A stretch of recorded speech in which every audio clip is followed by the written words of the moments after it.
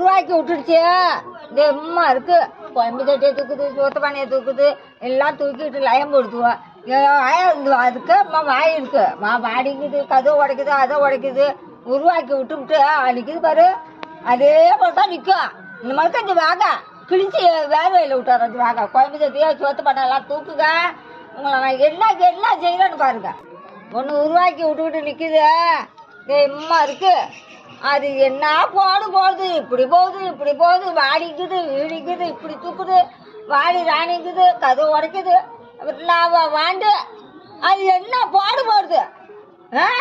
என் வீட்டை உடைக்குது, குழம்பு தட்டை தூக்குது, அது நான் வாண்டு இருந்துக்கிட்டு உருவாக்கி விட்டுருச்சுல.